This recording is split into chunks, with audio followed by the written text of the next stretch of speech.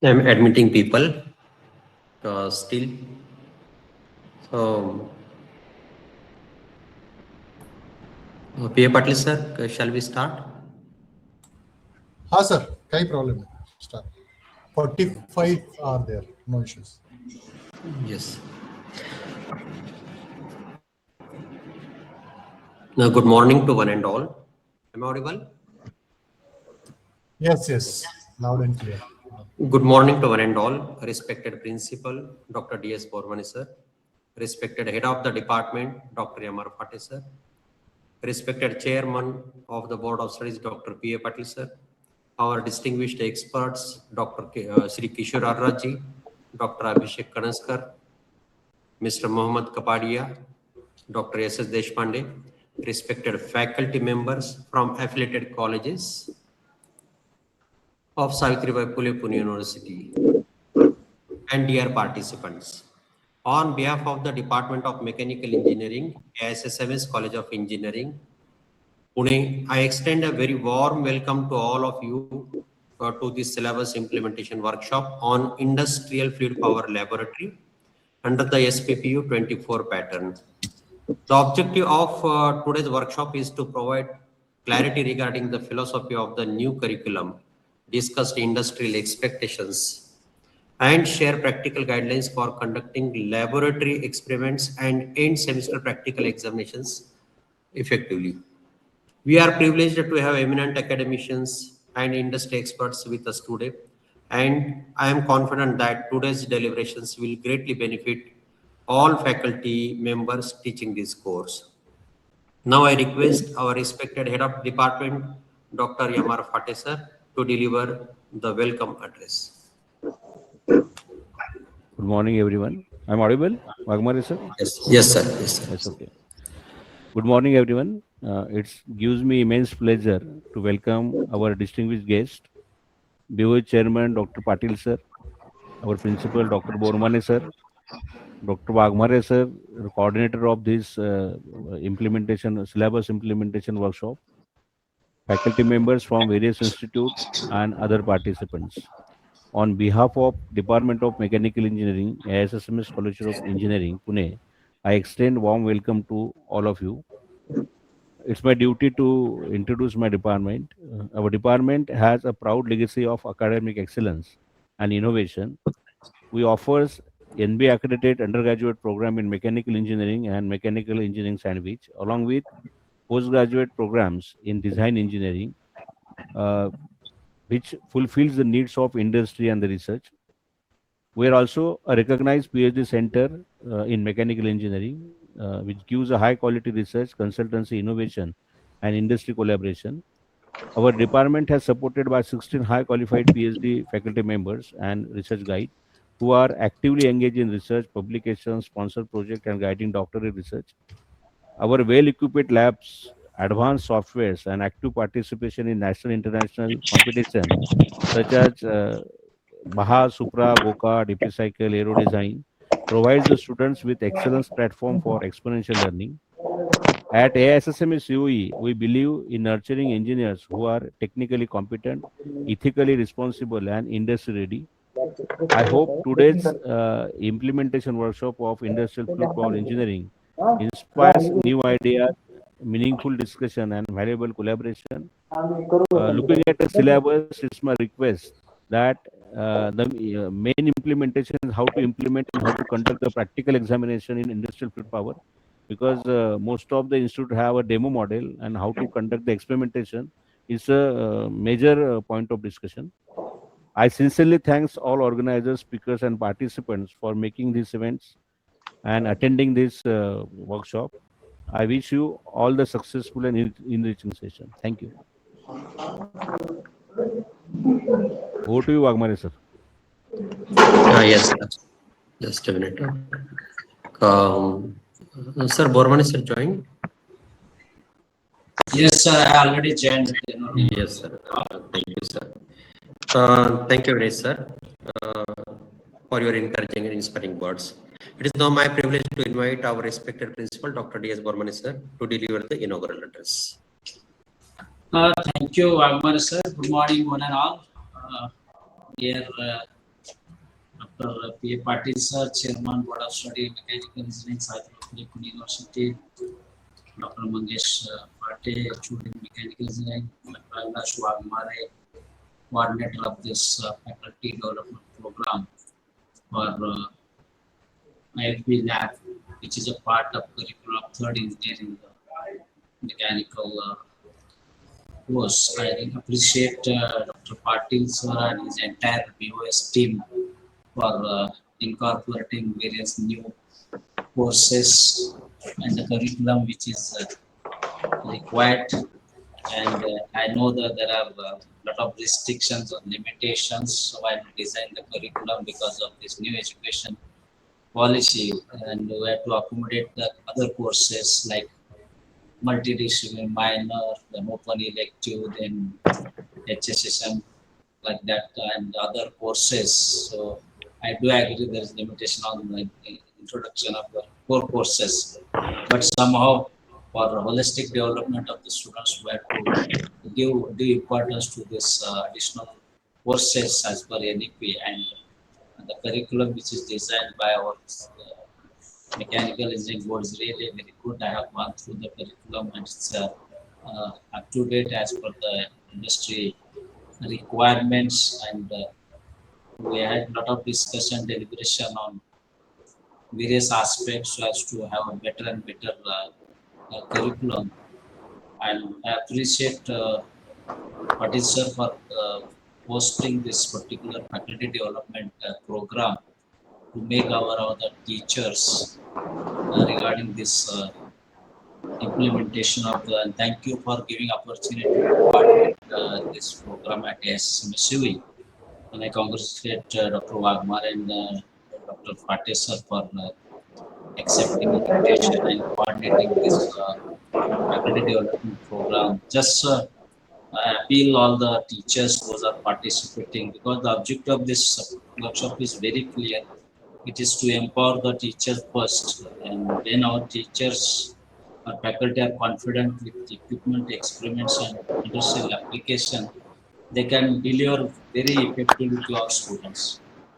So design of the curriculum is one part that is done very effectively by involving the stakeholders, industry people, teachers from various colleges. It is as per the expectation and as per the norms of the new education policy and guidelines and other authorities.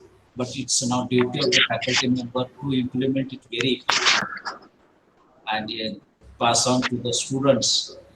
And because of this expectation of the industries, they are expecting much more from the students. So our duty and responsibility, every teacher has to upgrade individual with this new technology and new things which are coming up. And with the help of these new tools and technology which are available, definitely we can use this new tools and technology. Of course, the AI, which is dominating in every domain and every field, we can take help of it. And with the help of that, we can upgrade ourselves and pass on this input to the students. Hope so.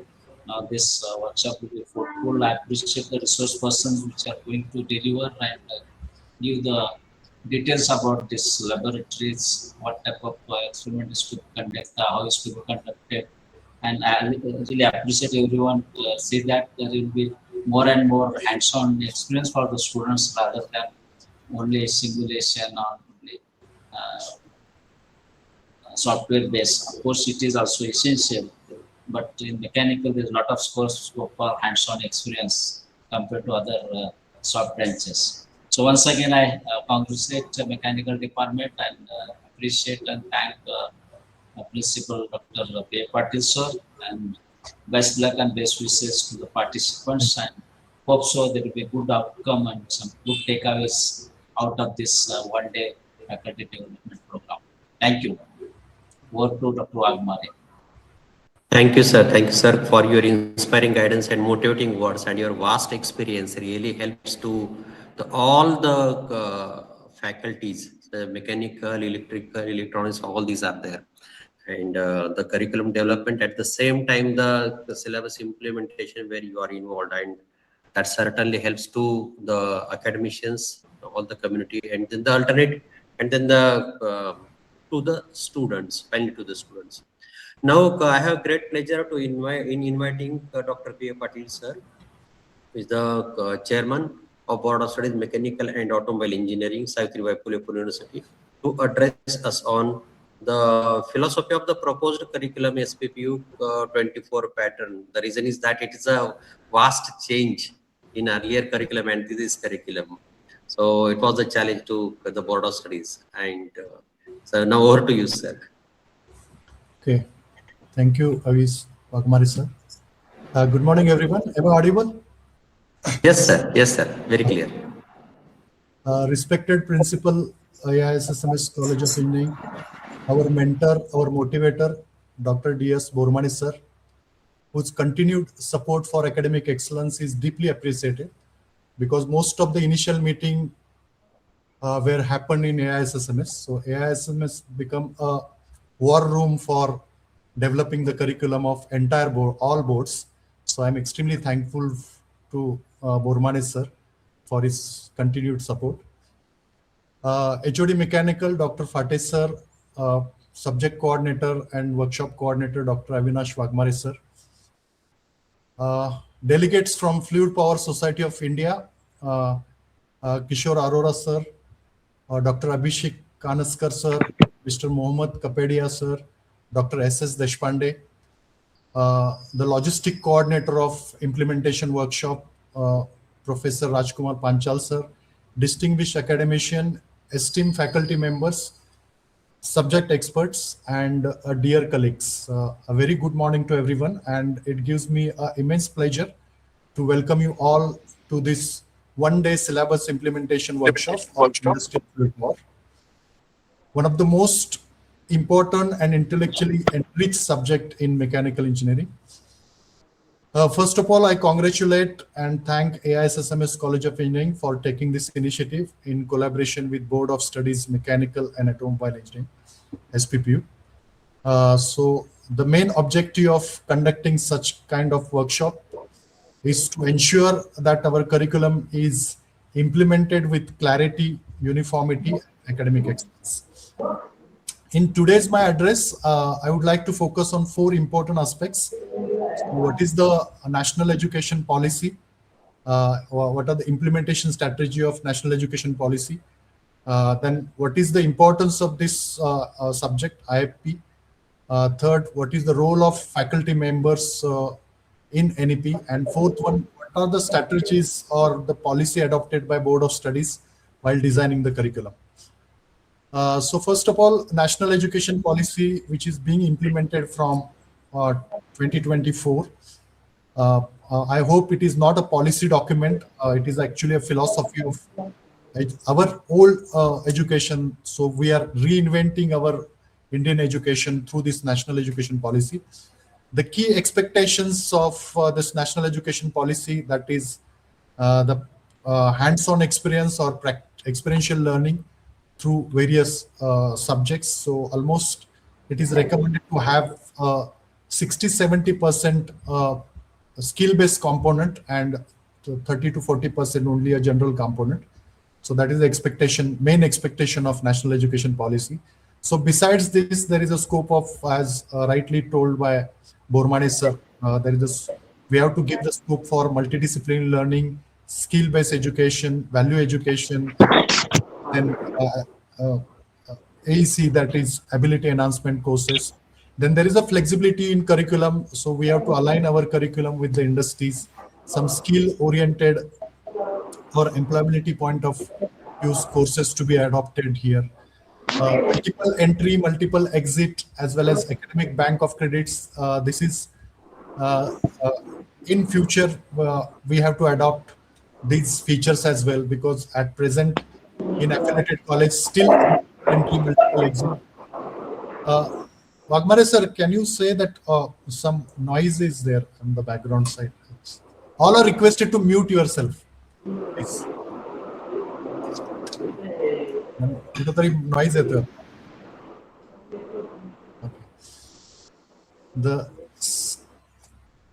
Academic bank of credit is also exist, but still the credit transfer part is not that much active. So these are the important features, but the true success of national education policy will not be measured by only a policy document, but by the learning experiences it creates in the classrooms, laboratories, and the assessment practices we have designed. So these are the key parts of NEP, and we have to give the justice to this NEP. And this is our third year, and all subjects we are reformed accordingly. Industrial fluid power, actually in previous curriculum, it was a subject before 2019. It was a subject where the design part is important. But because of the scarcity of main subjects, or because of the accommodation of other multidisciplinary courses or open elective or other, so we have kept this subject as only a practical head. But remember, industrial fluid power forms a backbone of modern manufacturing. So industrial fluid power is not just about oil and air. It is about powering the machines and build our world. Every automated factory relies on engineers who understand fluid power systems. So teaching industrial fluid power means preparing students to design the intellectual or automated machines of the future. So from heavy machinery to precision robotics, fluid power is an invisible force, especially driving force for industrial excellence. So when theory meets laboratory practices and industrial applications, students become industry ready. So that is the main motto of this particular subject. So let's transform this industrial fluid power from a circuit drawing or subject into an application-driven learning experience. Because most of the time, we only give the demo to the students. So it is not expected that it's beyond that, it is expected. So through hands-on experiments, simulation software, PLC integration, and industrial case studies, we can prepare graduates who are ready to contribute to the, especially for smart manufacturing, automation, and the future of Industry 4.0, and now it is Industry 5.0 is also coming up.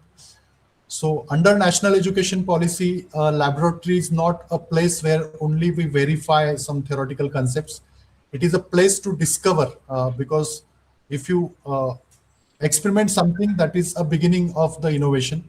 So it is a place to discover, innovate, and build skills. So every practical should inspire curiosity, strengthen technical skills, promote critical thinking, and prepare students to become a confident, industry-ready engineers. Let every experiment create not just knowledge, but a capability. So that is the main objective of all practical subjects. So that's why we have kept practical examination for every lab. So there is no oral examination only.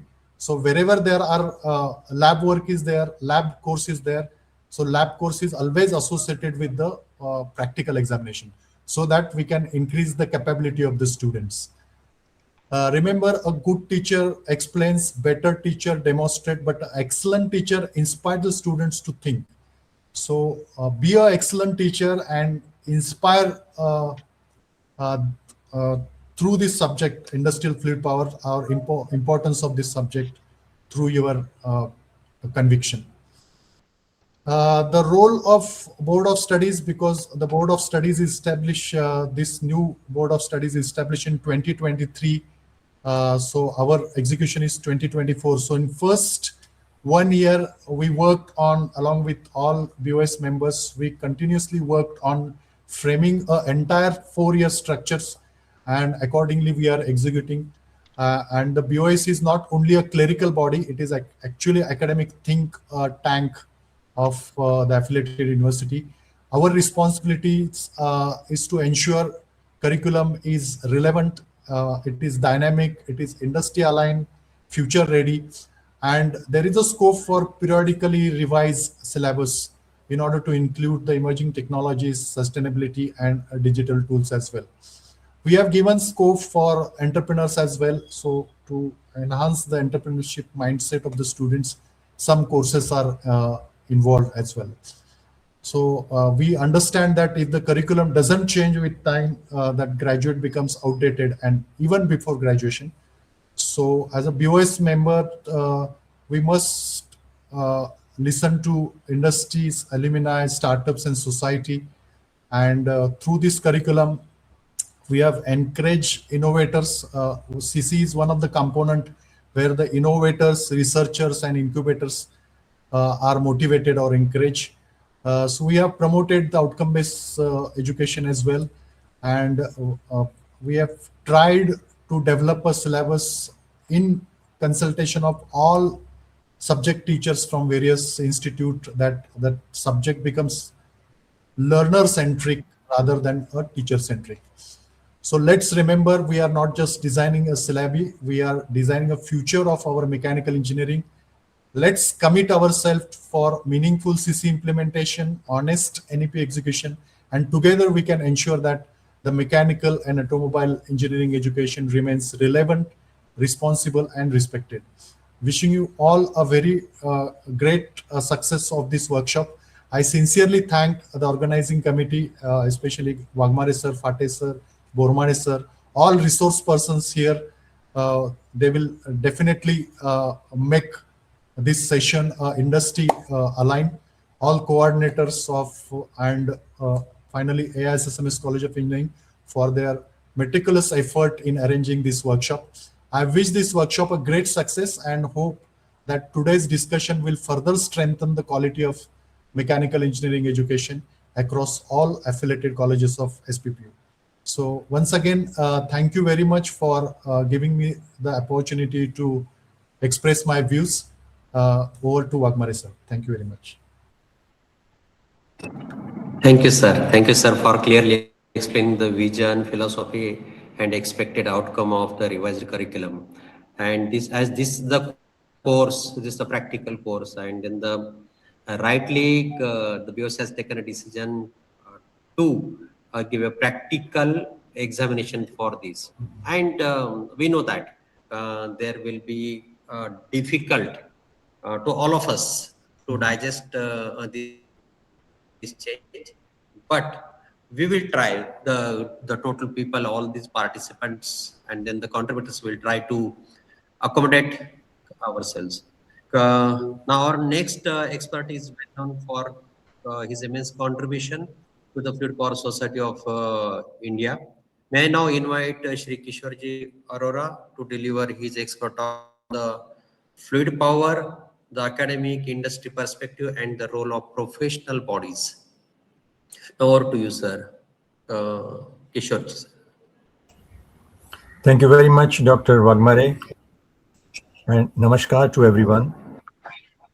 I start with my thanks to the dignitaries present in this program, the organizers who have conducted this workshop on a very important subject and aspect of the subject, all the invitees and also the participants, hoping that this workshop will lead to very constructive working and ideas for building the future of our mechanical engineers, as mentioned by the earlier speaker. I would like to make a statement that the subject of fluid power is existing from time immemorial. God has given us the best example of fluid power system in our body. So that means when the human was made, the fluid power system was existing. With pump is our heart, actuators are our legs and arms, fluid is the blood in our body, controls are in the brains, and valves at various places in the body. We learned about this fluid power only when Pascal's law was invented, stating that if you exert a force in a confined fluid, etc., etc. And that was in the 17th century beginning. It was only in 1920 when a practical industrial application of Pascal's law was seen in the form of Burma press. Small history is when the cotton was being taken from one village to the other in the carts, and the volume used to fill up the cart soon with little weight, and they used to make many trips. Then the suggestion was that why not we compress this cotton, and for that, using Pascal's law, the Burma press was made. So you can imagine that during the last 105 years or 106 years, how much progress has been made in this field of fluid power, from a simple hydraulic jack which lifts the punctured tire affected trucks to the complex systems being used in the satellites, in the aerospace applications, in the complex defense applications, machine tools, earth moving equipment, construction equipment. You name the field, and I can say that where the fluid power application is being seen. That's all because of the inherent advantage of fluid power system. It's very high power density, low volume, less weight, precise, fast response. All these are the qualities which are existing in the fluid power system, and we continuously work to enhance or improve the performance of our system in terms of these essential parameters.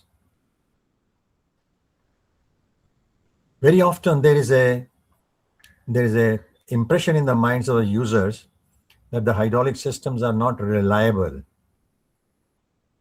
They are not reliable as you make this impression, because we don't maintain it. If a hydraulic system, an aeroplane can work endlessly, why can't a hydraulic system in my machine tool work in the same fashion? Because the design wherein building safeties are measured, and also the maintenance of the oil, which is the blood, is taken care of, the system works very reliably. So the fault lies with us. That means the filtration of the oil is so important to make the system reliable. Superimposing the controls on the hydraulic system has established its superiority over the years. From conventional hydraulic system, wherein a pump and conventional hydraulic valves and the actuators were used, we brought in electro-hydraulic systems, wherein proportionate valve came in, the response improved, the accuracy improved. Then we went to the servo systems, when the response increased even to 500 hertz. And now, with the scene changing with AI and ML, the preventing maintenance is being planned so thoroughly that the system is becoming more and more reliable. Today we are talking of smart fluid power systems, and it encompasses both the hydraulics and the pneumatics. Challenges are still there, whatever we have improved, and the bigger challenge is coming from electrical drives. In that, the progress which is being made in the high density, power density materials, they are making the electrical drives smaller and better in performance. But there is a race between the developments in the hydraulic systems or fluid power systems and the electrical systems. This is all about the basic fluid power systems, and today I can tell you we cannot live without fluid power system. Now I talk about the academic scene. I got introduced to this subject way back in 1973, and there was no literature available except for two manufacturers. They were not the real manufacturer, they were assemblers, but most of the design and product design manufacturing drawings were coming from abroad, from their principals. And we had to learn, I had to learn everything from the trade literature. The subject was not being taught in an organized way in any of the engineering colleges. At that time, I was working in DRDO. I was deputed to Bath University in UK to do my master's in fluid power technology, fluid power design. And since it was a deputation on behalf of Defense Ministry, I was asked to introduce this subject by way of establishing a test laboratory at R&D Engineers in Pune, and also introducing the subject in various engineering colleges. And PSG College of Engineering, Coimbatore was the first college who accepted this subject to be introduced as elective subject in mechanical engineering. And that was year 1983. So over the last 42 years, the subject is being seen in many engineering colleges at undergraduate level and even at the postgraduate level. Many PhDs are being produced in the country on this subject. We have made immense progress. But unfortunately, it has been limited to the theoretical teachings. The hands-on experience which an engineer should have, that has been lacking. Could be the facilities not available in the academic institutes, could be support not coming from the industry. So that is one field in which we are to work more and more, and by getting support or calling for assistance from all concerned. What the academic institutes can do by approaching the professional body like FPSI. What FPSI does, that's what first we should know. Today it has almost around 1,000 plus active members, maybe around 100 industries of all levels being a member there. Almost around, could be something like 50 academic institutes also. They keep coming and going, dropping,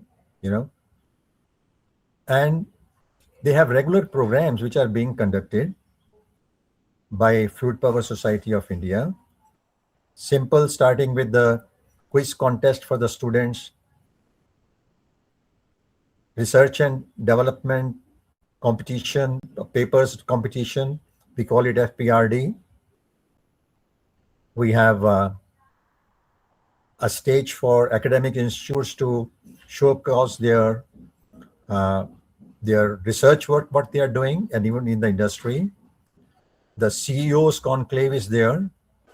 So all these programs are being conducted very regularly. We also encourage the educational institutes to ask for our support for specialized lectures on various subjects of fluid power, to establish a coordination between the academic institutes and the industry in providing internships or project work for the undergraduate students. So all these can be given, or support can be extended by a professional body like FPSI. And we need a very close coordination between three agencies: the industry, the professional body, and the educational institutes. I'm glad to see that the practical aspect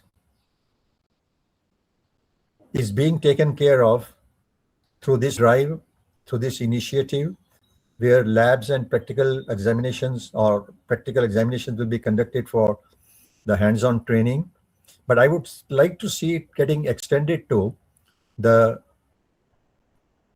association with the industry, because what you learn in the laboratory, in the institute, is only the resource which you have built up with a few experiments. Whereas in the industry, you get a vast scope of doing various systems, not in the lab model, but in the prototype model at that level. And if we find that even with the present proposal of conducting the lab experiments, adequate facilities are not available in every college, it is good to make a consortium of college in one station or nearby stations, build up only one lab instead of building in a scattered way many labs over there. Like, mechanical engineers, I recall during the year I graduated in 1967. In that time also, all the colleges were not having boilers in their colleges. So for boilers experiment, we used to go to the other colleges where the boiler was there. And maybe in one station, there was only one boiler. So the similar concept we can see if we have one laboratory for many colleges where they can go conveniently and conduct the lab work, right? And we can also extend the research work which we want to undertake. It will directly benefit the industry. So we ask the industry what are their problems where we can work, so that the work we do is of direct importance and benefit to the industry. This is one, again, the requirement which has been projected long time back, that the academicians who are doing their research work in the laboratories, they must assess before starting the work the industrial application of that. Otherwise, it stays on the papers, right? This is what I wanted to convey in this short time, while thanking the organizers and all the participants for their patient hearing to me, and also wishing the workshop a great success, because this initiative is really applaudable. Thank you very much. Thank you, sir, for sharing valuable industry insights and highlight the role of professional bodies in bridging academia and industry. Your vast experience certainly helps the community and at the same time to the academics and the industry. So our next speaker is Dr. Abhishek Kanaskar, scientist of DRDO R&D Engineers, Digi. He will speak on the fluid power in defense application. There is a large usage of this fluid power in defense applications. So we thought that why not to highlight this application. So, sir, please. Abhishek, sir. Yeah, very good morning to all of you. Hope I am audible. Yes, sir. Yeah. At the outset, let me thank Principal AISSMS College and Dr. Wagmare sir for giving me an opportunity to interact with such an eminent academicians here in this forum.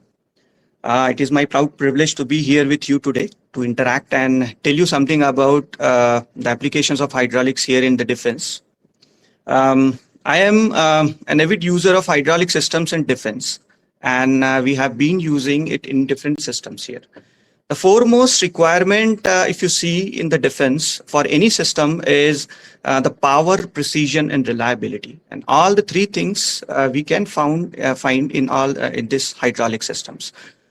So fluid power, if you see, is the muscle behind the modern systems. It moves tanks, turrets, steers ships, deploys landing gear, points missiles, and it does this in milliseconds of times and under extreme loads. So we can make a statement that wherever a defense system needs to move something heavy, fast, and precise, chances are there that the operation is fluid power, which is doing the work behind. If we have an on-electric comparison, the electric motors excel in high speed, low torque scenarios. However, for sheer power density and instant torque at zero speed, fluid power remains the undisputed backbone of the defense technology. One important factor is the operating environment. The operational reliability of such systems have been proven now in an extreme limits of -40° at a high altitude environment in aerospace or any defense applications, to a +50° in desert land and applications. So we can see the immense diversity of usage of similar systems, such systems. So what is fluid power? Of course, we all know it uses pressurized fluid to transmit power and motions. The core components being the pumps, compressors, actuators, both cylinders and motors, the valves, reservoirs, and control electronics, of course. It converts the fluid energy into the mechanical work at a very high force in a compact package. So why defense relies on it? Of course, as I told, it's having a very high power to weight ratio. So we have these days very compact and critical mobile platforms like tanks used in aircrafts, ships, etc. It's very precise, smooth, and infinitely variable control of speed, force, and position. Then it has an instant response and ability to hold heavy loads statically without motors running. It has robustness built in. As I told, operates in extreme temperatures, shock, vibration, and battlefield conditions. We can have overload protection via relief valves, protect equipment and operators. So let us talk about some key operational application areas wherein we use these in defense. So when we talk about land systems, the hydraulic systems are used in like tank turret rotation and gun stabilization. It keeps a gun on target while vehicle moves. So it is very highly reliable. Then armored vehicle suspension, which is a hydropneumatic suspension for rough terrain. Artillery, recoil, and recuperator systems. So these are some of the general systems wherein you can find hydraulic applications. Likewise, when we talk about aerospace, so aircraft flight control actuators, ailerons, rudders, flaps, all uses hydraulics. These are very precise hydraulic applications. The landing gear, extensions, retractions, and the braking systems which are being used are all made up of hydraulics. Then arresting gears on aircraft carriers, again rely on hydraulics. So these are some of the applications in aerospace domain as far as the defense is talked about. When we talk about the naval or submarine applications, so we have steering gears and rudder control. It is application there in submarine. The stabilizer fins to reduce the ship roll. The submarine's ballast tank control and periscope or mast raising systems. Weapon and torpedo launch systems. So we have hydraulics inbuilt in all. Missiles and aerospace. So we have thrust vector control, which is a very important missile parameter. These are the TVC actuators for steering all the rockets and missile nozzles. These are all hydraulics. Then launcher elevation and transverse mechanisms. Again, talking about the soldier and robotics applications, the exoskeletons. A lot of work is going on in exoskeletons for load carrying soldiers. So we have research going on in these areas. Robotics and UGV, that is unmanned ground vehicle manipulator arms. So these are some of the exclusive usage of hydraulics.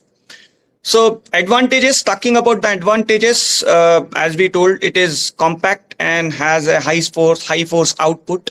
It is self-lubricating, durable under continuous and heavy duty cycles, easy to automate and integrate with electronic control, electro-hydraulic system. Of course, there are certain challenges when we come onto it, like fluid leakage, maintenance, weight of some of the systems like fluid reservoirs, and vulnerability to contamination, which is one of the most challenging element here in hydraulics. But then challenges are there in every field. So when we talk about the emerging trends, today we have electro-hydrostatic actuators and more electric aircraft vehicles. So it combines electrical efficiency with hydraulic force. We have smart fluid power incorporating condition monitoring, predictive maintenance, and digital twins for defense platforms. Pushing towards a lighter, more compact, high pressure system for next generation platforms. So all is there, something is there for fluid power in all these things. Talking something about the future research and the smart technology. So in intelligent fluid power, when we talk about the future lies in integrating the IIoT, that is Industrial Internet of Things, into military fluid systems, going on in this field. The predictive maintenance thing, the integration of embedded acoustics and opto-micro sensors in fluid lines. These sensors use machine learning to detect micro leakages, fluid cavitation or chemical degradation before a component fails in the field. So this is very important. We have to have that knowledge of when failure will occur. So with this predictive maintenance thing getting on, things are improving in this field as well. advanced materials, of course, the ongoing research into biodegradable, fire-resistant hydraulic fluids and additive manufacturing, 3D printing of complex internal manifold pathways to optimize fluid flow and reduce weight. So we see there is an immense use of hydraulics, and of course there is a lot of potential wherein there is a lot of development happening in the field of hydraulics to excel in defense technologies. So fluid power remains a foundational enabling technology in defense. Even as electronics and AI take over control, the muscle is still often hydraulics or pneumatics, if we talk about. So as the defense systems get smarter, fluid power is what still gives them strength to add. So fluid power is often perceived as an legacy technology, but its evolution to smart, hybrid, and highly defense systems proves its vital role for next generation defense architecture. So this is some of the insight I tried to give you as far as the defense systems which have been using fluid power. So it is a very important element, a very important subject, and a very important field which needs to be continuously worked upon, and development has to take place in this. Thank you. Really vast application in defense, and I insisted you, though it was many confidential things in the R&D, and I asked sir that you give us some insights. That is an unseen area to us. So the applications, I see that the many are there. So sir, thank you very much. Your presentation has given us excellent understanding of the critical role of fluid power technologies in defense systems. Thank you. Thank you, sir, again. So now I request Mr. Mohammed Kapadia, senior manager software from the Danfoss. Along with him, Mr. Rajesh Bankar. So I welcome you, sir. And this is the new topic for us again, the IoT and emerging trends in the fluid power, which some more insights are required. Since the fluid power, the hydraulics or the pneumatics is a very old technology, has got the importance, but the importance has got because of the such new technologies and then the applications. So over to you, sir. Thank you so much, Wagmare sir, and hello everyone. Yes. All the esteemed faculty, it's honor to speak to all of you and share some of our thoughts on the IoT and emerging trends with fluid power. So my name is Mohammed Kapadia. As mentioned, I'm a senior manager working with Danfoss Power Solution. I'm taking care of the software engineering teams who are working on autonomous vehicles and some other areas where it comes to off-road vehicles and hydraulics controls and everything. So, and with me is Rajesh. I'll hand over it to Rajesh because he's the expert in the IoT side of stuff when it comes to the fluid power and how the IoT application helps the entire domain. So, Rajesh, maybe you can start from there. Okay, so I've created a small presentation for the team. First of all, thank you, and again, it's a privilege, honor for us to communicate with all of you dignitaries, and we have a limited time, so I will move ahead with the presentation right now. So, can you please confirm you see my screen? Yes, sir. So you can see the presentation mode, right? Yeah, Yes, it is. Rajesh, it's fine. Yeah, It's fine. Go ahead. yeah. So, just a small introduction. I'm Rajesh Bankar, and I take care of IoT and cloud AI automation. And from the Danfoss context point of view, I take care of IoT solutions.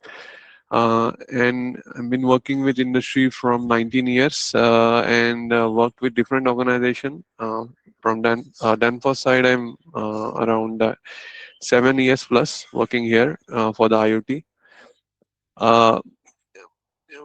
This 10 minutes talk will set up the context and IoT fundamentals, architecture layers, some of the fluid power use cases, and demo of Plus One Connect, which is one of our flagship product of Danfoss, which takes care of IoT solution, and some question and answer and takeaways.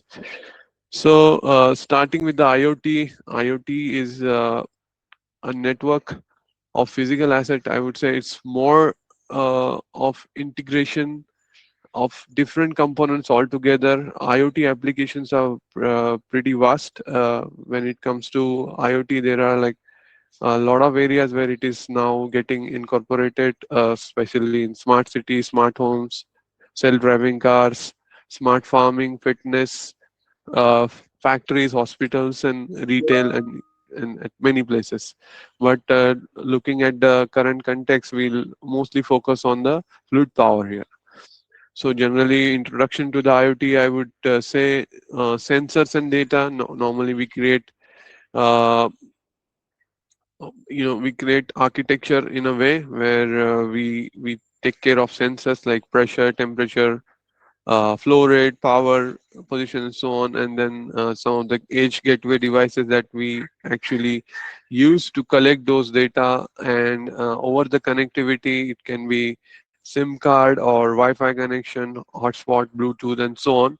Then connected to the cloud platform. These and with the cloud platform, we have a lot of insights going on, like data analytics, predictive maintenance, AI ML models. We actually operate on that data, and then visualization of the data in terms of we say real-time monitoring, alerts, and so on. So, and then actionable feedbacks. So these are some of the important parts in the IoT. Uh, and you can see examples of industrial power sensor data from where we can collect hydraulic pressure, oil temperature, flow rate, and so on, vibration, and so on.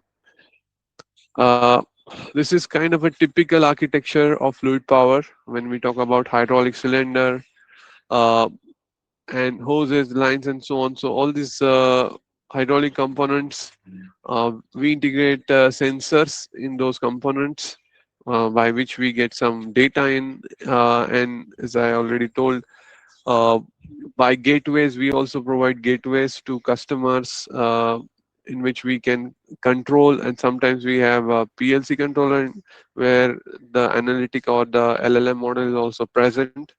Then IoT platform through which we get all the data, and we also create simulators, some sort of a digital twin, which can create the replica of the machine, and uh, we can analyze our data accordingly.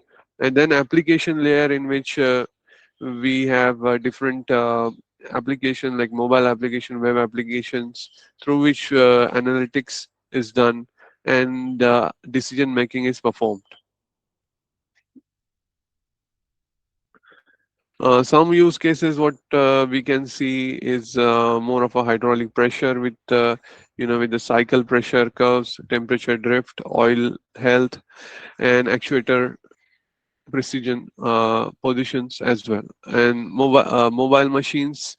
Uh, I'll not go in detail for all with the limited time, but as you can see in the picture, in which we collect a lot of data and perform analytics in which we can improve the current system, and then also we can provide analytics information, and at the same time we can also do two-way communication to the machine, like performing firmware over the air update, configuration update, or sending signals to the machine as well through these gateways.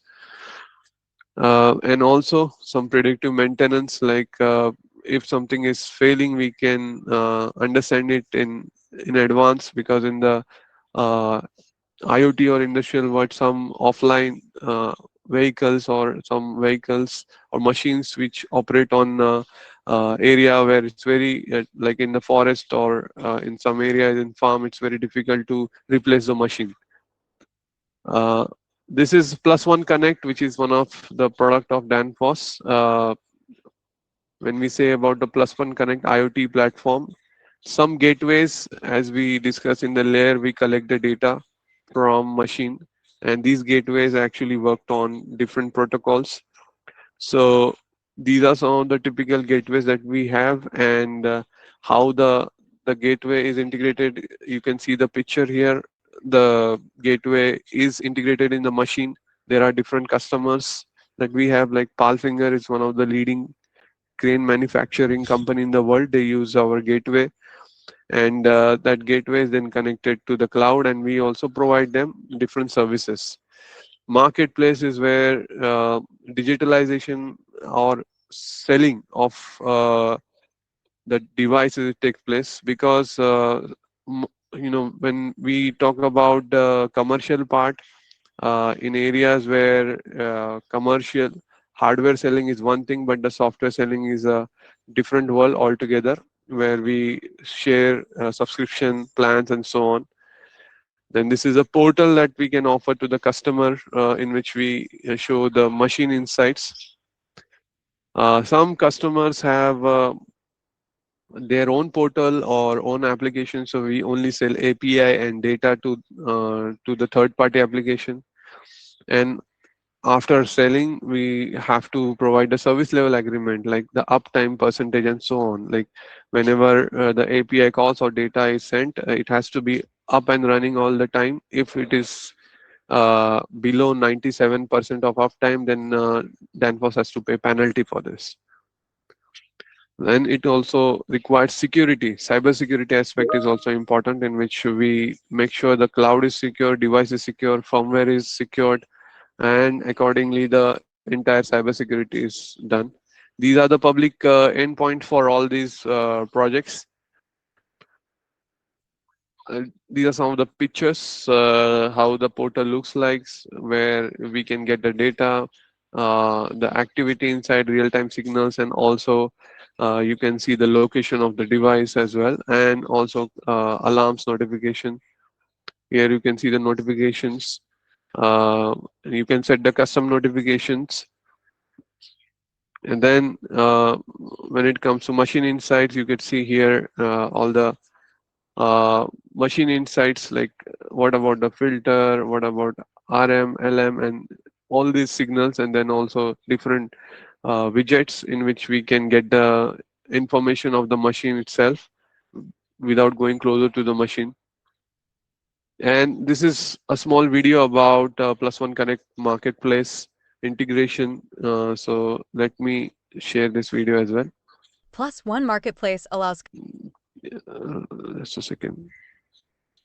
Plus One Marketplace allows customers to purchase, manage, and renew Plus One digital products and services like service plans for CS100, CS500 devices, and Remote Service Pass for CS10 devices.